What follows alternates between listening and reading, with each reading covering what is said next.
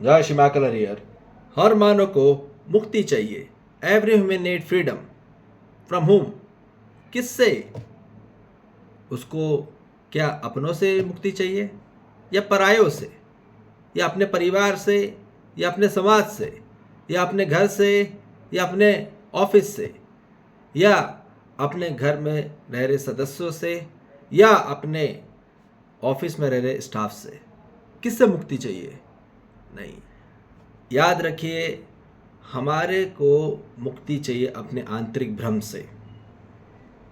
जब तक हमारे अंदर भ्रम रहेगा तब तक भय रहेगा ही रहेगा, क्योंकि भ्रम की परछाई भय ही है। जब तक हम भ्रमित रहेंगे तब तक भयभीत रहेंगे ही रहेंगे। तो जब तक आदमी भ्रमित रहेगा तब तक वो संकट में रहेगा ही, पीड़ा में रहेगा, कष्ट में रहेगा, दुखी रहेगा, अशांत रहेगा, असंतोष रहेगा, मातम में रहेगा। इसलिए अब हर मानव को जागृत अवस्था की ओर आना होगा। जब तक वो भ्रम में है, अपने आंतरिक में उसके अंदर भ्रम बना हुआ है, बहुत सारी मान्यताएं हैं उसने बना के रख ली है। तो जब तक मान्यताएं हैं, माना हुआ है कोई भी चीज आस्था विधि से, तब तक वो भ्रम में है और भय में, और तब तक उसका अंतर विरोध रहेगा ही। मेन है भ्रम और भय, यही परम लक्ष्य है। इससे हमको मुक्ति चाहिए। आंतरिक मुक्ति ही मोक्ष है। इसी को मोक्ष कहा जा रहा है। मोक्ष शरीर से मर जाना नहीं। शरीर हमारे लिए कोई रुकावट नहीं है। तो याद रखिए, हम ही अपनी आंतरिक शरीर यात्रा में हम ही बाधा है और कोई नहीं। इस अपनी शरीर यात्रा में सिर्फ हम ही स्वयं बाधा है, अपने दुख में, अपने अशांत में, अपने असंतोष में, अपने मातम में। जिस दिन हमने स्वीकार कर लिया उस दिन हमारा अहंकार टूट जाता है। ठीक? तो जब हम स्वीकार ही नहीं करते हैं कि हमारे अंदर कोई अहंकार है, हम स्वीकार ही नहीं करते कि हम दुखी हैं, आंतरिक मातम में बहुत निचुड़ गया है, सिकुड़ गया है, स्क्वीज हो चुका है, वो एक्सपांड नहीं हो पा रहा, बहुत शाइनेस की ओर चला गया है, संसार हो गया है, गिल्ट में हो गया है, अपैथी में हो गया है। ठीक? तो इसलिए आज आंतरिक में मानव फियरनेस पे आ गया है। क्यों हो गया? क्योंकि मानव को सत्य विचार नहीं मिला। जब तक मानव को सत्य विचार नहीं मिलेगा तब तक उसके आंतरिक जीवन में अंतर विरोध चलता ही रहेगा। अंतर विरोध का अर्थ है मानव के आंतरिक जीवन में बहुत विरोध है अपनों परायों को लेकर। अब जब तक विरोध है तब तक घृणा है, तब तक ईर्ष्या है, और तब तक क्लेश है। ठीक? तो जब तक विरोध रहेगा तब तक घर्षण रहेगा ही, वो फ्रिक्शन रहेगा ही, वो रेजिस्टेंस रहेगा ही। और जब तक मानव में अंतर विरोध है तब तक आवेश आता ही रहेगा। वो क्रोध, वो गुस्सा, वो आता ही रहेगा। तो मानो कि आवेश से मुक्ति ही वास्तविक विकास है। यदि मानो को आंतरिक में गुस्सा आ रहा है, बाहर नहीं निकाल पा रहा, चलो ठीक है, बाहर अच्छा करने बोलना सीख लिया, पर अंदर आ रहा है, बाहर बहुत शांत है, अच्छा अच्छा बोल रहा है, मीठा मीठा, पर अंदर पूरा बवाल मच गया है, अंदर पूरा भूचाल आ गया है, अंदर पूरा भूकंप आ गया, अंदर पूरा हिल रहा है। बाहर से बहुत सोफिस्टिकेशन में बोल रहा है, अच्छे से बोल रहा है, बहुत मीठा मीठा बोल रहा है। तो याद रखो, मीठी बोल कोई वास्तविक सच्चाई नहीं होती। आदमी, मानव सच नहीं बोल पाता। ठीक? वो बहुत क्या अच्छा अच्छा बोलना सीख गया है, अच्छी भाषा बोलना सीख गया है, पर आचरण, चरित्र कैसे होगा जब स्वयं के आंतरिक चिंतन और मनन में सत्य विचार चलेगा। और स्वयं का राग से आदमी को मुक्ति होनी है। अर्थात स्वयं का आंतरिक में जो भी लगाव है वो मुक्त नहीं हो रहा, बार बार उधर ध्यान खींचे चले आ रहा है। जहां लगाव है वहां ध्यान खींचे चले जाता है, ध्यान चला ही जाता है, ध्यान करने की जरूरत नहीं है, ध्यान चला ही जाता है। तो ध्यान वही बोला क्रिया नहीं है, ध्यान घटना है। ठीक, और अपने ध्यान से ही मुक्ति चाहिए, क्योंकि ये लगाव ही ध्यान है। बार बार वहां ध्यान चले जाता है जहां लगाव रहता है। जहां लगाव रहता है वहां अपने आप ध्यान जाता ही है, ध्यान करने की जरूरत ही नहीं है। There is no need type of medication and meditation. ठीक, कोई दवाई लेने की जरूरत नहीं, कोई भी ध्यान करने की जरूरत नहीं है, वो अपने आप आ ही जाता है। आप कितनी भी दवाई खा लो उससे जाएगा कुछ नहीं, मुक्ति नहीं होगी। तो मुक्ति किससे होगी? मुक्ति होगी केवल जीवन के तंत्र को समझने से ही। ठीक, जब तक हम जीवन के तंत्र को नहीं जानेंगे तब तक हमारा गणतंत्र नहीं हो सकता। जीवन के तंत्र को जान के ही हम स्वतंत्र होंगे और स्वतंत्र होके ही हमारे बीच, हर मानव के बीच गणतंत्र होगा।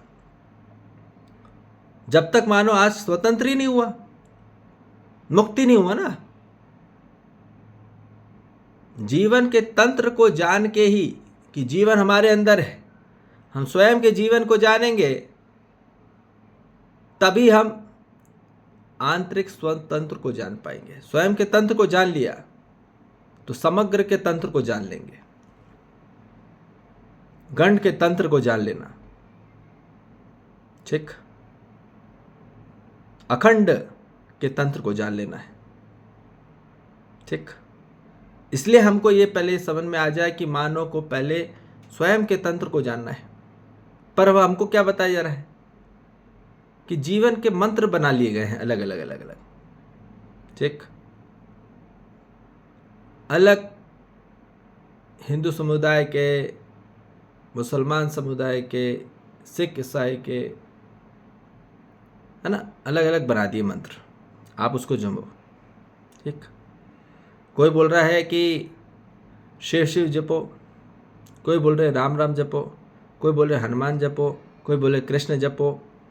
ठीक, तो कोई, ठीक है, राधे राधे जपो। ठीक है, और कोई बोले जा रहा है कि अल्लाह जपो। ठीक है, अल्लाह को जपे जा रहे हैं।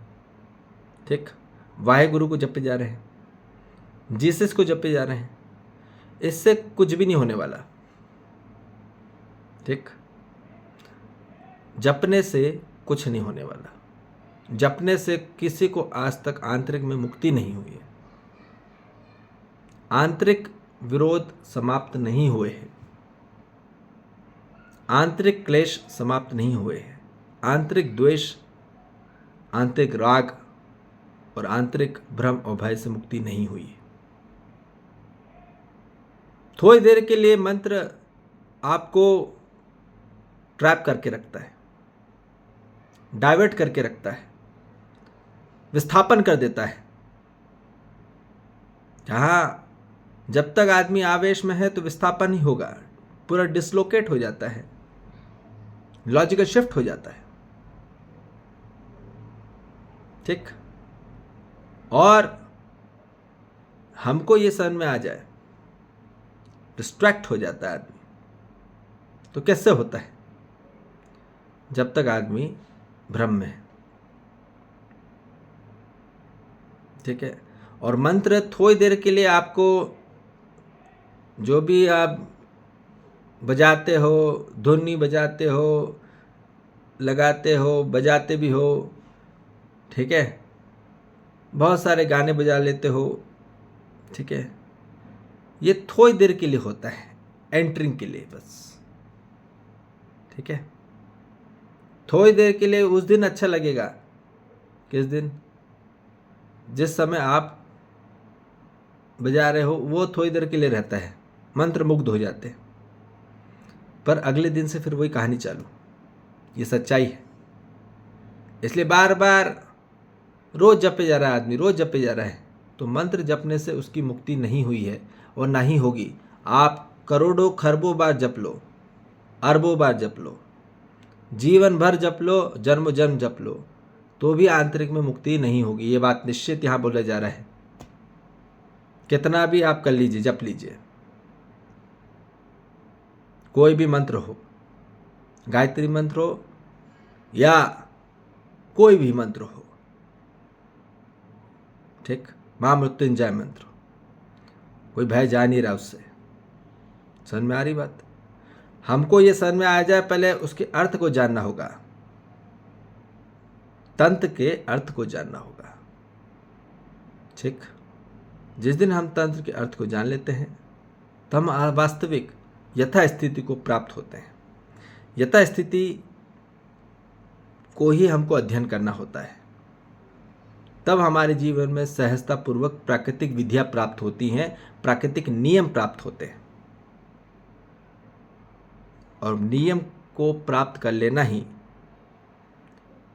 असली संबंध की पहचान है। फिर हमारे जीवन में नियंत्रण आता है, संतुलन आता है।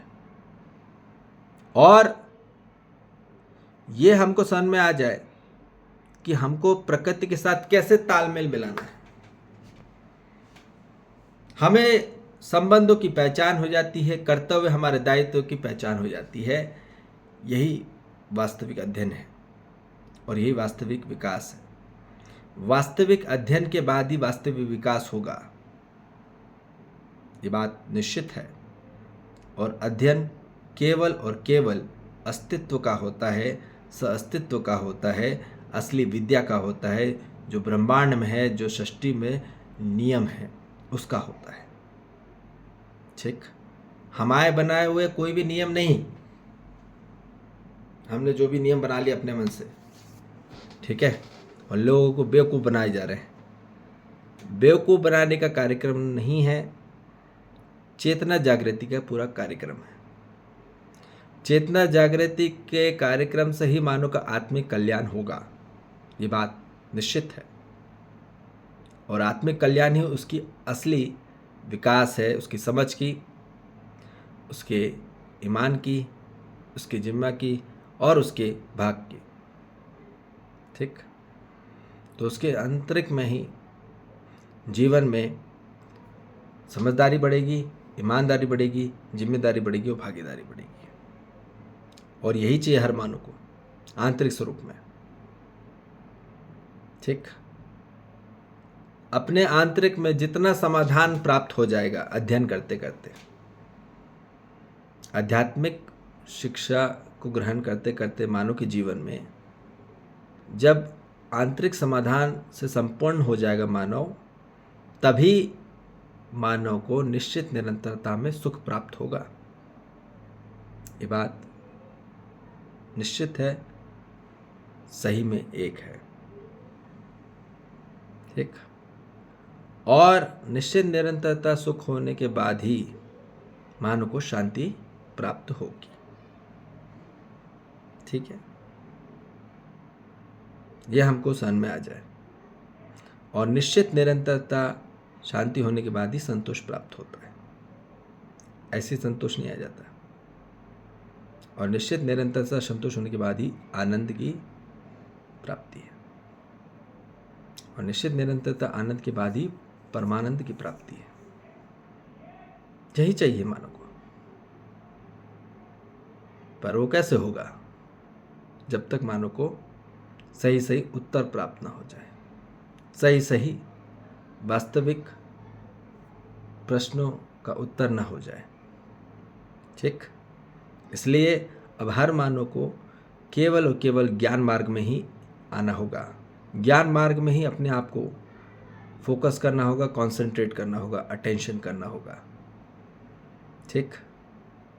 ज़्यादा धन मार्ग में मत जाओ और ज़्यादा तन मार्ग में मत जाओ। तन मार्ग और धन मार्ग मानव को मुक्ति नहीं दिलाते। मानव को मुक्ति केवल ज्ञान मार्ग दिलाता है, ठीक। आगे हम आगे मार्ग पे बात करेंगे, ठीक है। आगे सत्र होंगे उसमें हम पूरा बताएंगे। ठीक है जी, जय श्री महाकाल, हरिहर।